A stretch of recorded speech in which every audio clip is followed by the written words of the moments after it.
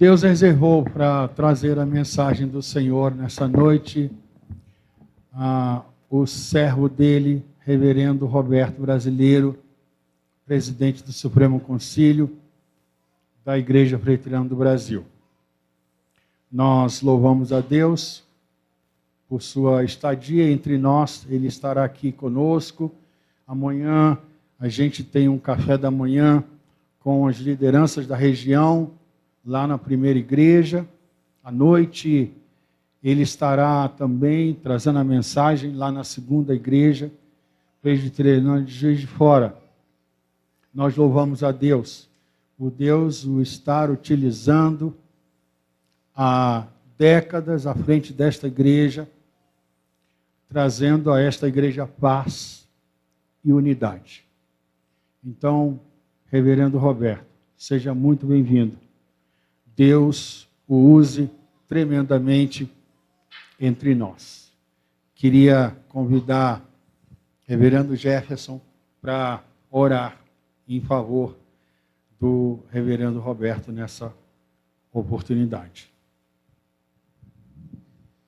Senhor, louvado seja o teu nome, porque nós podemos ter a liberdade de cultuar e de te bendizer, e sobretudo, Deus, te honrar pela história que o Senhor tem escrito, o Senhor tem realizado através do trabalho desta igreja. Louvado seja o teu nome, ó Deus, porque agora nós podemos ouvir a tua voz através da exposição da tua palavra. E rogamos, ó Deus, que o Senhor, de fato, esteja se servindo em nos abençoar através do teu servo. Pai, que ele seja a voz do Senhor e que, ó Deus, o Senhor nessa hora nos ajude a compreender a tua mensagem. Que o Senhor nos ajude, ó Deus, não apenas a entender, mas também, ó Deus, ter o firme propósito no coração de obedecer a tua voz. Ajuda-nos, ó Deus, e usa poderosamente o teu servo. Obrigado pela vida dele, pela liderança que ele tem sido no nosso meio. Obrigado, Deus, porque nossa denominação tem caminhado debaixo da boa mão do Senhor. E que o Senhor o abençoe a sua família, abençoe a sua igreja que o libera para estar aqui nessa noite. E, ó Deus, que o Senhor o use assim como te aprouver. Nós oramos em nome de Cristo Jesus, nosso Senhor e Salvador. Amém.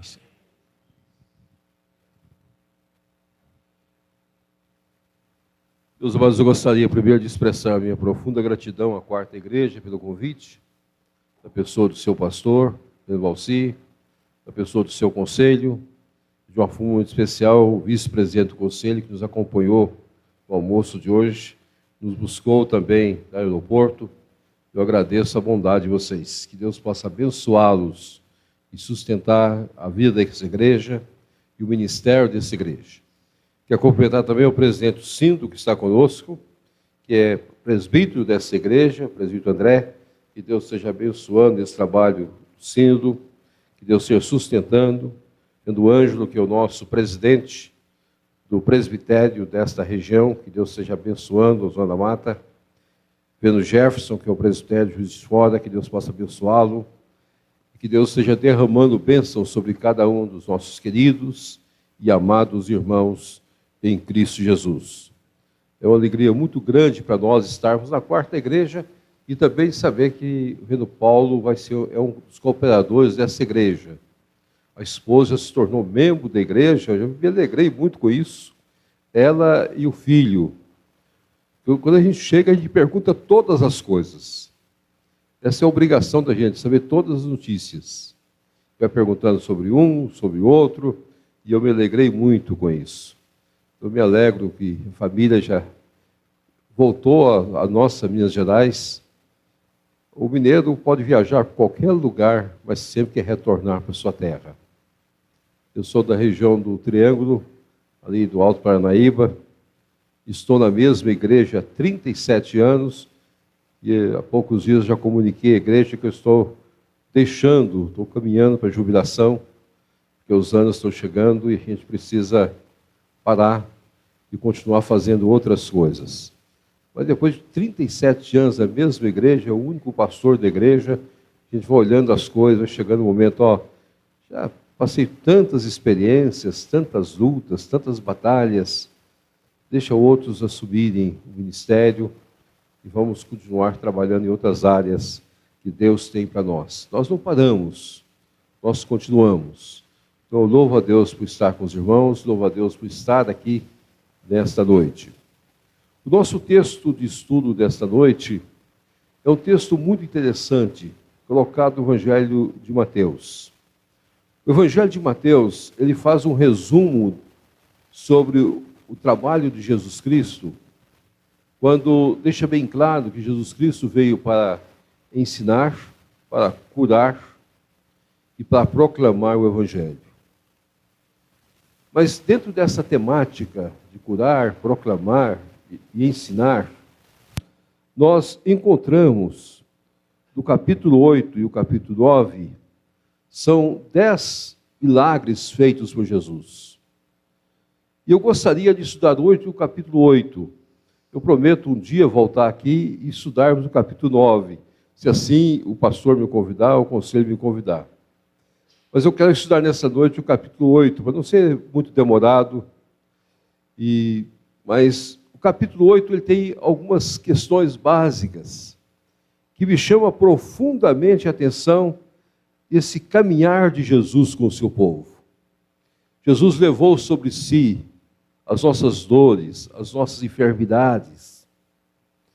É a excelência do amor. Se você perguntasse para mim qual a temática de hoje à noite, eu diria andar na excelência do amor do Senhor.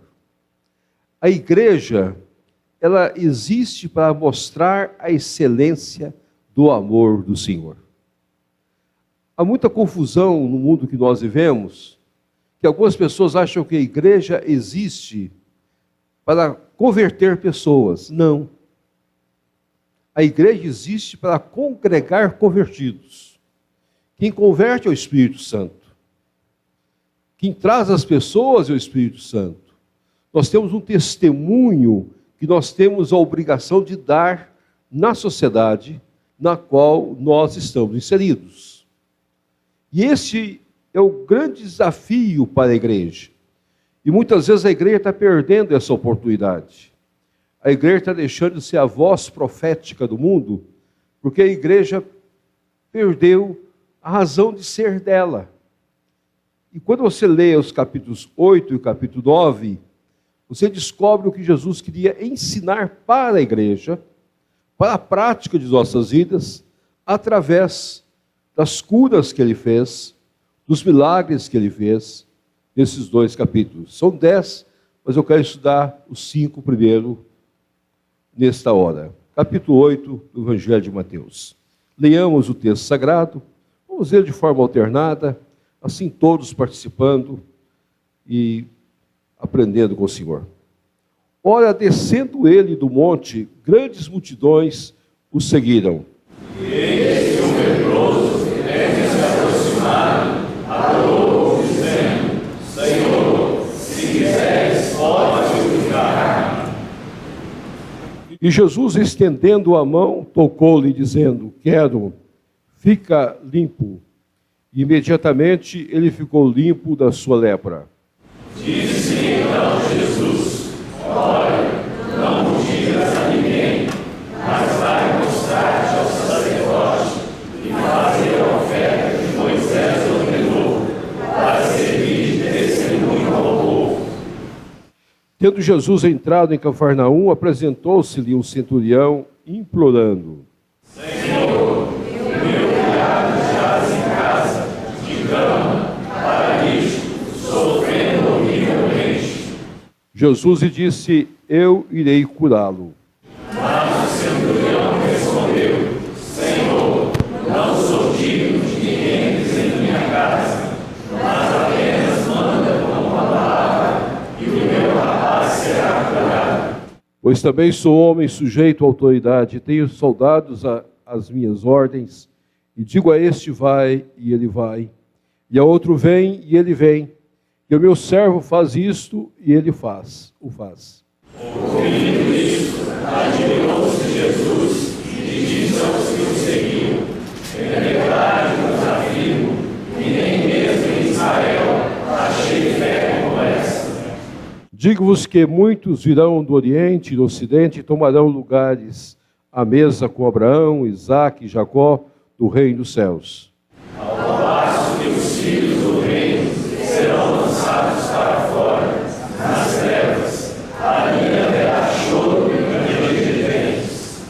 Então disse Jesus ao centurião: vai-te, e seja feito conforme a tua fé. Naquela mesma hora o servo foi curado. Tendo Jesus chegado à casa de Pedro, viu a sogra deste acamada e a venda em febre. Mas Jesus tomou-a pela mão e a febre a deixou. Ela se levantou e passou a servi-lo. Verso 23. Os irmãos.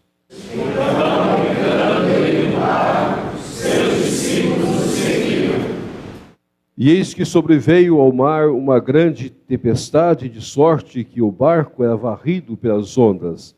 Entretanto, Jesus dormia.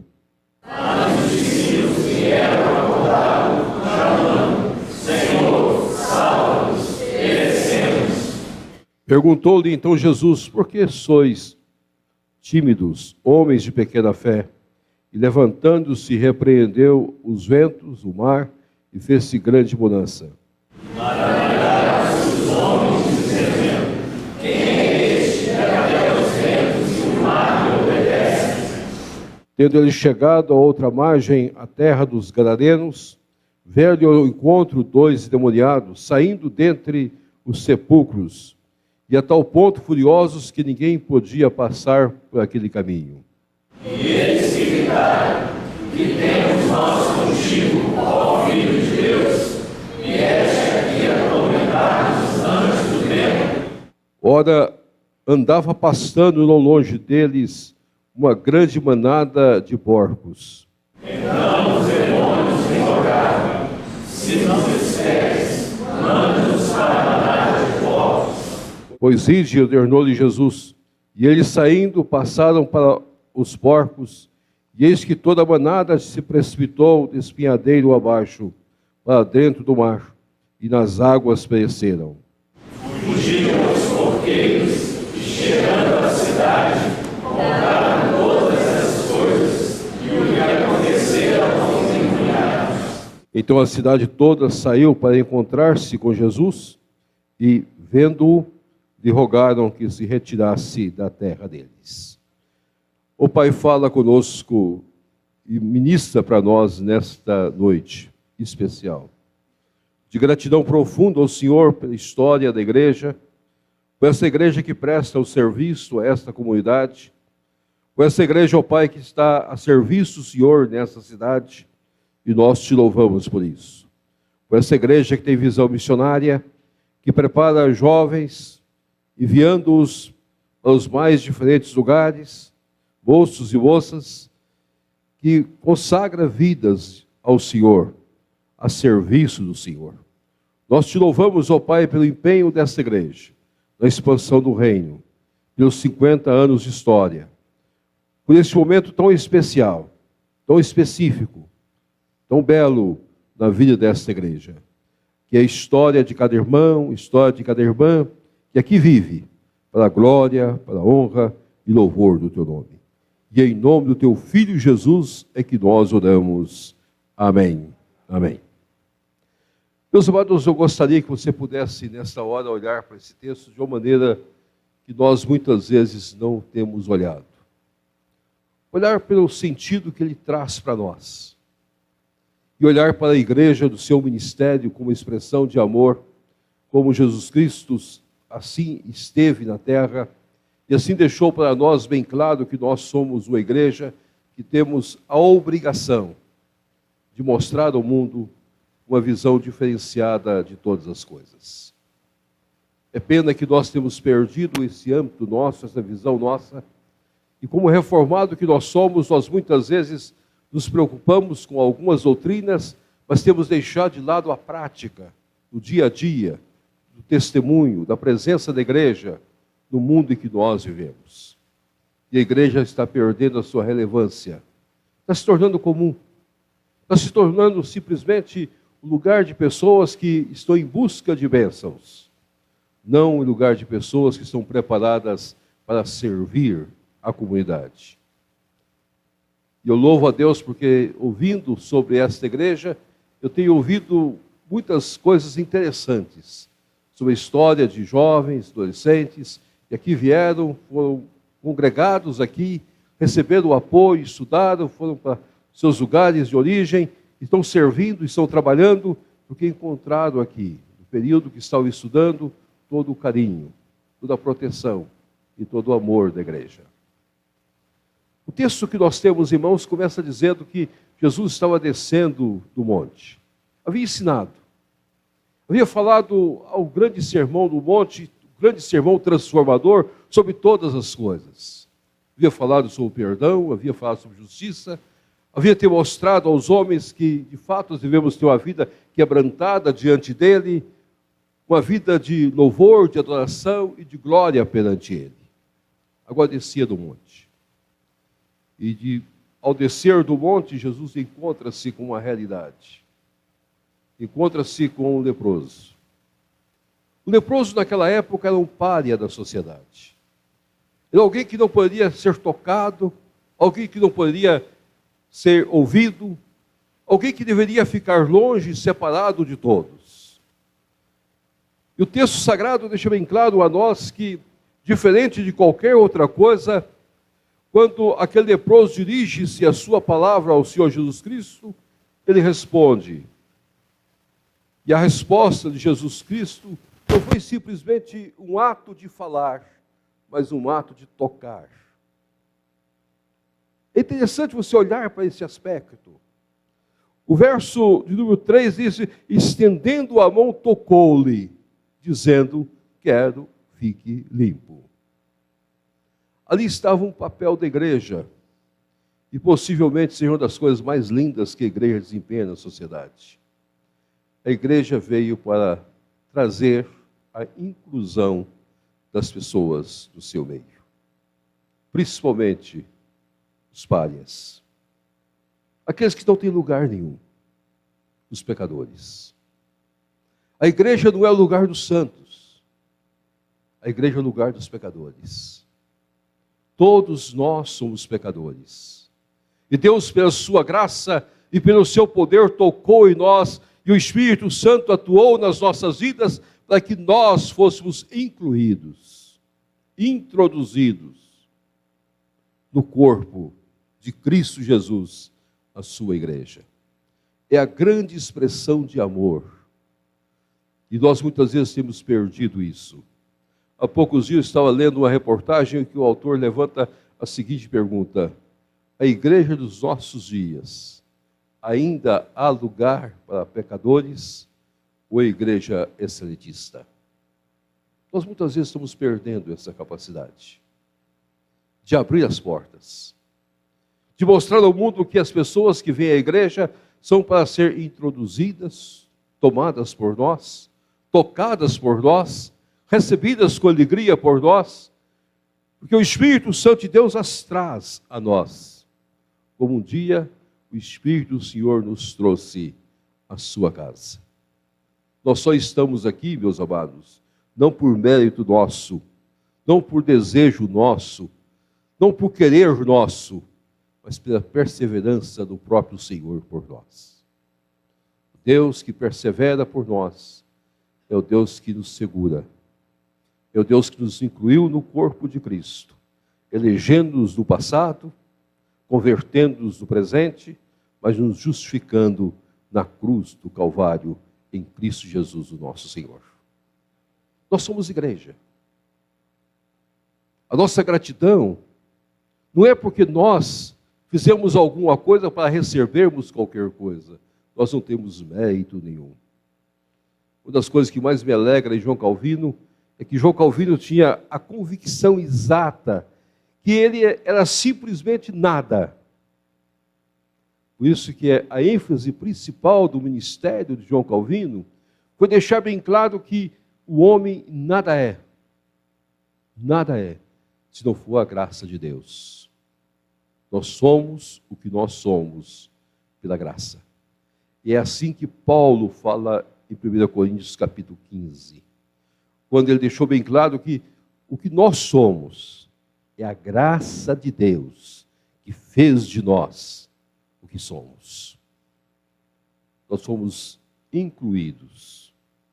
Então eu gostaria de dizer para os irmãos que a grande expressão de amor da igreja é que a igreja é composta dos incluídos, pecadores, que nós somos, sem mérito, mas para congregarmos e para servirmos o Senhor, em gratidão.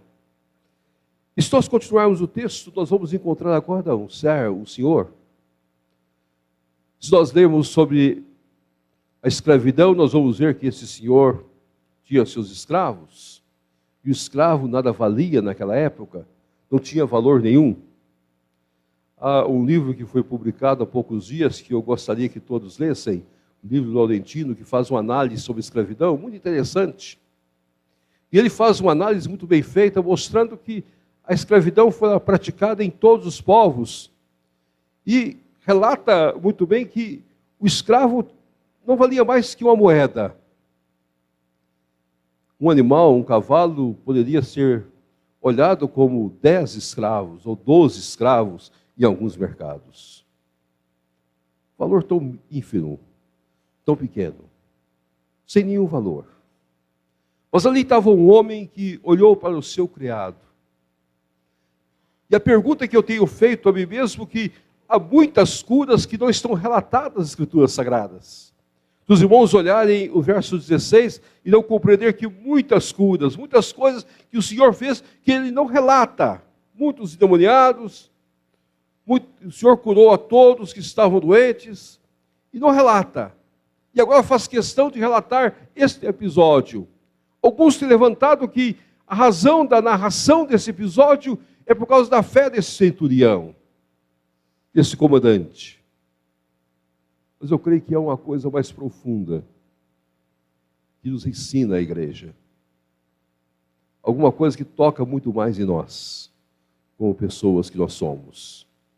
É desse texto que nós compreendemos que diante do Senhor, todos nós somos iguais. Por isso que a misericórdia precisa ser estendida a todos. Jesus, quando olhou para esse fato, ele olhou dentro dessa perspectiva de misericórdia estendida a todos. Admirou-se de um centurião preocupar-se com o seu próprio criado. Entendeu a palavra do centurião dizendo: o senhor só pode mandar uma palavra, o senhor não precisa vir aqui. Eu tenho autoridade, eu reconheço que é autoridade. Eu sei o meu papel. E esse texto me leva à carta de Filemão. Quando você chega na carta de Filemão, você convive com uma das grandes contradições bíblicas. E possivelmente seja uma das coisas mais difíceis para alguns de nós compreendermos. Onésimo era escravo. E não há nenhum lugar nas Escrituras Sagradas que Paulo escreve dizendo: Filemão, você vai receber Onésimo, liberta-o. Não fala isso. O texto sagrado é muito mais profundo. Quando receber Onésimo, receba como a mim mesmo e trata-o como irmão caríssimo. Isso é, trata-o por igual. A igualdade, a excelência do amor da igreja é que a igreja vê a todos como iguais. Nós somos iguais. A igreja senta nos mesmos bancos, todas as pessoas. Tem o mesmo trato, o mesmo carinho com todas as pessoas. Não importa a posição que nós estejamos na sociedade. Não importa se nós sejamos o centurião que comanda a guarnição, ou sejamos um simplesmente criado que serve a mesa e cuida da mesa e carrega a água para lavar os pés dele. Não importa. Nós somos iguais. Nós somos irmãos. A nobreza da sociedade não é tornar os homens igualmente financeiramente, economicamente. A nobreza da sociedade é mostrar essa grande revolução, é tornar os homens igualmente como irmãos. E isso é a coisa mais sublime que só a igreja faz. Como eu estava dizendo sobre Calvino, Calvino, para não se exaltar, o grande reformador de Genebra, ele exigiu que da morte dele, isso foi um dado a Teodoro de Beza, que da morte dele, ele não fosse sepultado como as autoridades dos seus dias, mas que ele fosse sepultado como os soldados dos seus dias, em vala comum. Por isso que ninguém sabe aonde Calvino foi sepultado. Podemos ter ideia, mas ele exigiu que ele fosse somente enrolado no lençol e jogado na vala, numa vala comum, como o mais miserável de todos os homens. Essa igualdade social é uma das coisas que só a igreja tem coragem de pregar. Nós tratamos por iguais.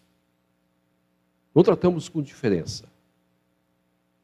E quando você olha o conselho da sua igreja, você vai notar isso.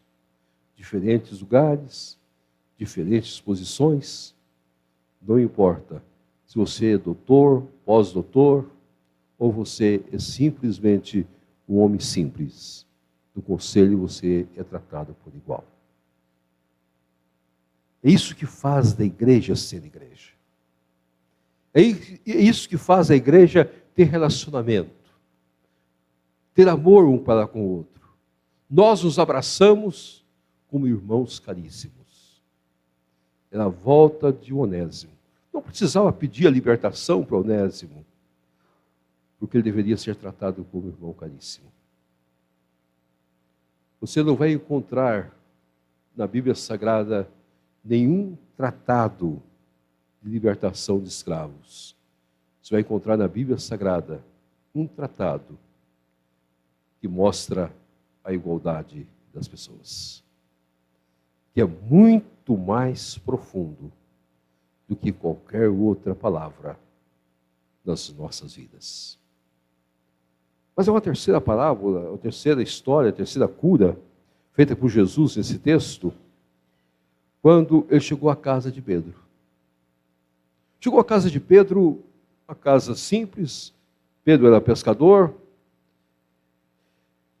O texto deixa bem claro que não foi a casa da sogra de Pedro, mas chegou à casa de Pedro. A sogra dele estava lá, estava enferma, estava com febre. Novamente Jesus tem a mesma atitude, ele toma-a pela mão. Essa preocupação de aproximar-se das pessoas, de mostrar toda a sua gentileza, todo o seu carinho. Jesus quebra todas as tradições daquele período histórico, como quebra as tradições dos nossos dias hoje. Jesus sempre estende a mão, caminha, toma pela mão e a cura. A ênfase desse texto está na palavra que está colocada nesse texto. Tomou pela mão e a febre a deixou. Ela se levanta. Ela se levantou e passou a servi-lo. A ênfase está no serviço. A igreja é a excelência do amor, porque na igreja nós estamos a serviço. Todos nós. Todos nós servimos uns aos outros. Todos nós temos a obrigação. Quando você lê Romanos capítulo 16, você nota Paulo apresentando uma galeria de irmãos que estavam a serviço da igreja. E quando eu leio esse texto, eu gostaria que os irmãos olhassem Romanos 16. Pode ser alguma coisa que só marca profundamente a minha vida. Desculpa, Paulo está fazendo várias saudações, falando dessas pessoas que estavam ao lado dele, falando de pessoas que trabalhou junto, pessoas que conviveram com ele, alguns amigos, alguns parentes, mas há um fato que me chama a atenção pela maneira que Paulo coloca no verso de número 13. Saudai Rufo, eleito do Senhor, igualmente a sua mãe, que também tem sido mãe para mim. Aquela querida irmã, simples irmã. Paulo mostra, ela serviu tanto, ela foi de fato a mãe que eu tive no meu ministério. No ministério a gente tem algumas mães. Quando eu terminei o seminário no ano de 75, eu fui designado como pastor da cidade de Monte Carmelo. Mas não era simplesmente a cidade de Monte Carmelo. Eu tinha Monte Carmelo, eu tinha Coromandel, que é uma cidade que ficava a quase 60 quilômetros de Monte Carmelo, e eu tinha Estrela do Sul. Eu tinha 3 igrejas. Faltava pastor no presbitério, faltava pastor naquela região, e a designação foi que eu, no ano de 76, assumisse as 3 igrejas. Eu comecei a procurar um lugar para morar, era solteiro. A igreja tinha uma casa, eu achei que a casa era muito fria para morar uma pessoa sozinha. E encontrei um presbítero do Senhor Custódio, um homem de 80 anos de idade naquela época, foi meu presbítero, me serviu muito, que estava casado com a Dona Silvia. A Dona Silvia tinha uns 65 anos, uma senhora muito dedicada na igreja. A Dona Silvia se transformou na minha vida a segunda mãe. Pelo zelo dela, pelo carinho que ela teve. Eu morei com eles 2 anos até me casar. Foram 2 anos, eu tinha meu quarto, tinha minhas coisas. A Dona Silva tinha aquelas preocupações normais de uma mãe. Eu era jovem, resto sair do seminário, precisava aprender muitas coisas. Tive o Senhor Custódio como um bom professor. Aquele homem pacato, simples, direto, que tinha exercido várias funções na sociedade. Era um líder na região, muito conhecido. Tinha sido um dos homens que havia trabalhado e muito respeitado na cidade pelos cargos que havia exercido. A Dona Silva cuidava. Almoço, o lanche à tarde. Um dia ela chegou e disse: pastor, eu estou sentindo que o senhor está um pouco enfermo, o senhor está resfriando muito. E eu e o Custódio resolvemos fazer uma coisa com o senhor. Nós vamos fazer o tratamento do limão com o senhor. Eu disse: Dona Silva, por que o senhor vai fazer isso comigo? Disse: o senhor pode ficar tranquilo, pastor. E normalmente eu levantava cedo, sempre levantei muito cedo. E quando eu abri a porta do quarto, a Dona Silva, que é um copo de limão já espremido para tomar. Em jejum. Você toma 1 a 9, 9 a 1, depois de 2 a 18, 18 a 2. Meus irmãos, aquele ano foi um... Mas, como diz o Senhor Custódio, o limão curava 500 enfermidades. As que eu sabia e as que eu não sabia. Mas a ênfase está aqui. Uma simples irmã, mãe, a serviço. As pessoas servem uns aos outros. E são essas pessoas que marcam. Dona Silva está com mais de 100 anos. Ela ora todos os dias por mim. Há poucos dias eu fui à casa dela fazer uma visita para ela. Ela me abraçou, chorou. Eu sou o filho que eles não tiveram. O Senhor Custódio já faleceu. Mas é uma querida mãe. O ministério é marcado desta maneira. Você encontra muitas pessoas. E Paulo faz questão de mostrar a essas pessoas que Deus levantou a serviço. E ele fez questão de registrar, quando chegou na casa de Pedro, a sogra de Pedro passou a servi-los. Não sei o que ela fez, mas passou a servi-los. Por que colocou nesse texto? Porque fez parte dessa parte bíblica, desse capítulo 8. É para mostrar que a igreja, na sua caminhada de amor, precisa de pessoas que estão a serviço. Ser o serviço simples ou ser o serviço grande. São pessoas que Deus levanta para servir. Então, meu querido, você deve descobrir aquilo que Deus tem colocado na sua vida a serviço. Pode ser que você faça poucas coisas, pode ser que você faça grandes coisas. Não importa, você tem que descobrir onde Deus o quer que você sirva. Nas pequenas coisas, as grandes coisas. Seja no conselho, seja como irmã na sua vida diária, seja muitas vezes cuidando. O Reno Valci está conversando para mim que ele não está compreendendo esse carinho dos mineiros. Eu disse a ele que a pessoa, quando vive em Minas Gerais, vai descobrindo que o mineiro é extremamente amoroso. Ele disse: eu fiquei enfermo, vendo Paulo veio, assumiu o púlpito, pregou, missionou. Foi uma bênção na minha vida. Ele esteve a serviço da igreja. Veio o conselho e está me servindo.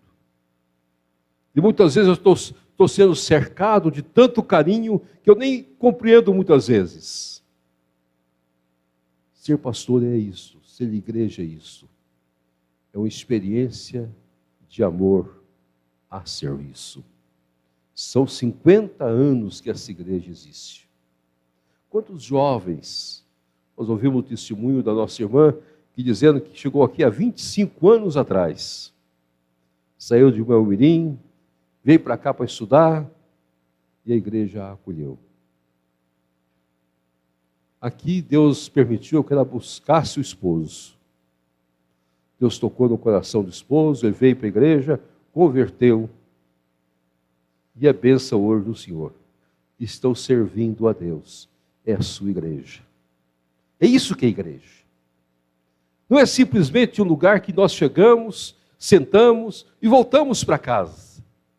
É um lugar de acolhimento de vidas, de pessoas, de jovens, que chegam para estudar, chegam para trabalhar, passam por aqui e recebem todo o carinho, todo o apreço, tudo que é importante da vida. Numa quinta-feira chegou um jovem em nossa igreja, sentou no banco. E depois de algum tempo nós conversamos com ele. E a certo momento ele disse para mim: pastor, eu estou aqui, vim para trabalhar. Eu pensei: qual é o seu trabalho? Ele disse: eu sou jogador de futebol. Eu vim jogar no time da cidade. Ótimo. Então você... Ele disse: e o senhor pode orar por mim? Eu disse: vou orar por você. A igreja está aqui para servir você. Logo uma senhora da igreja chegou, se aproximou, outras pessoas falaram: vamos cuidar de você como nosso filho. Pode ligar para sua mãe e dizer que você vai ter todo o cuidado aqui. Disse: o senhor vai ao campo? Disse: meu querido, ao campo eu não vou, que eu não tenho costume de ir ao campo. Mas eu sei que tem muitos irmãos aqui da igreja que vão ao campo e vão vibrar. E na sua estreia no time você vai marcar um gol. Aí ontem ele chegou lá na igreja alegre e disse: marquei o gol que eu disse para o senhor. A igreja é isso. A igreja são relacionamentos. A serviço. Dessa excelência do amor. Continuando, você vai olhar agora a tempestade. Jesus estava dormindo. Ele estava atravessando. Por que Mateus fez questão de colocar a tempestade aqui? Mostrar o poder do Senhor sobre a natureza? O domínio de Deus sobre as coisas criadas? A excelência do poder de Deus sobre tudo o que é criado? O Deus que pode orientar e pode cuidar das tempestades de acordo com a vontade soberana dele? Pode ser isso. Mas eu creio que o ponto principal desse texto é que a igreja tem em Jesus Cristo o socorro bem presente.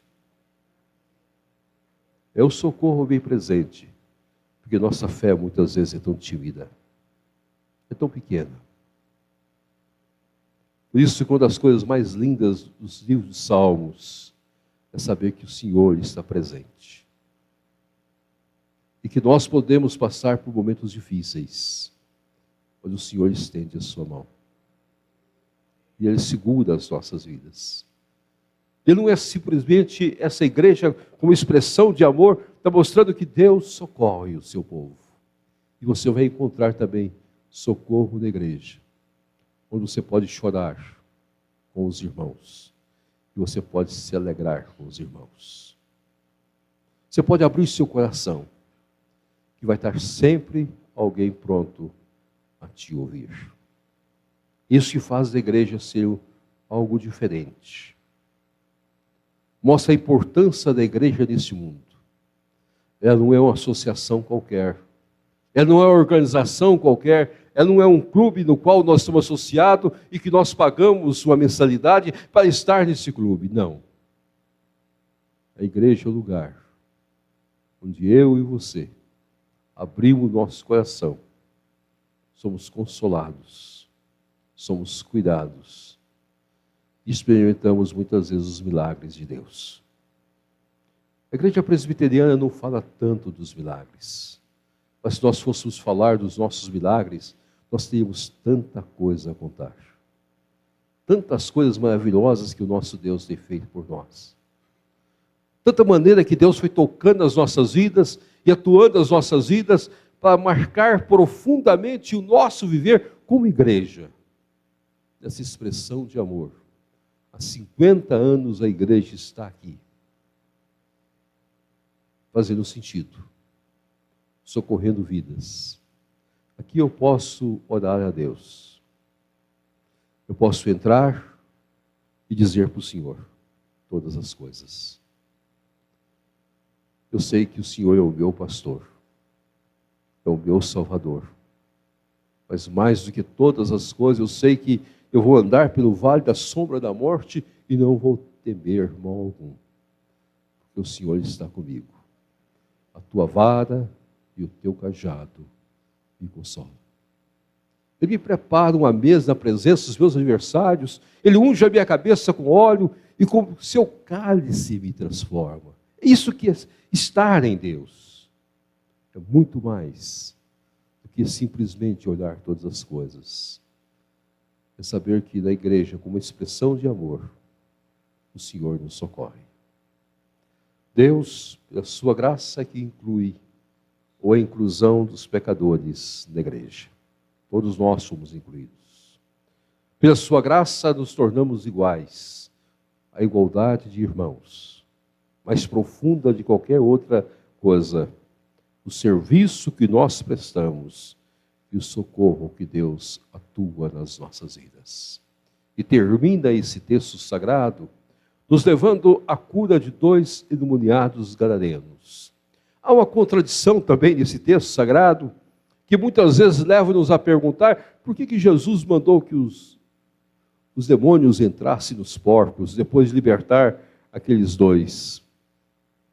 E os porcos vieram a cair no mar.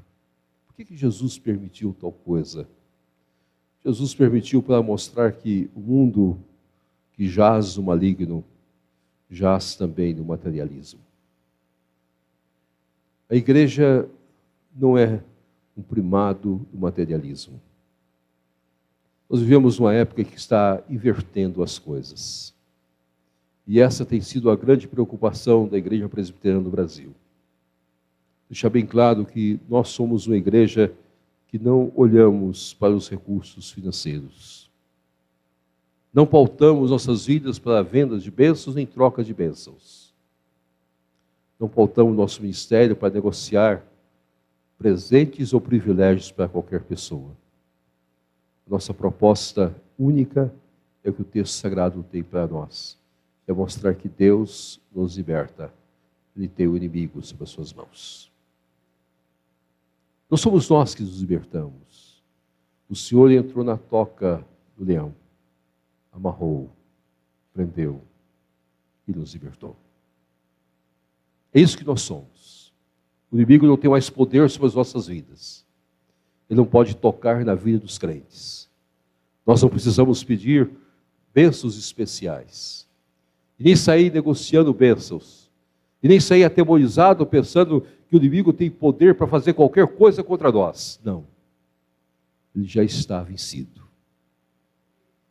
Nós somos mais do que vencedores. Nós já estamos livres do Senhor. E por que o Jesus foi expulso? É porque o mundo não há lugar para a igreja de excelência, de amor. Nós chocamos o mundo. Nós estamos sempre levando a mensagem que perturba este mundo e a sociedade na qual nós nos encontramos. São 50 anos da presença presbiteriana nessa cidade. E se um dia nós deixarmos de existir, a cidade vai sentir. Porque a nossa pregação é diferente. Nós pregamos o Evangelho que apresenta que Cristo é o libertador. O inimigo não tem poder sobre as nossas vidas, não atua mais nas nossas vidas. E mais do que isso, nós não somos dominados pelos recursos materiais. O Senhor é que nos sustenta. Esse é o grande milagre de ser igreja. Hoje nós vivemos o mundo das megas igrejas, do mega evangelho.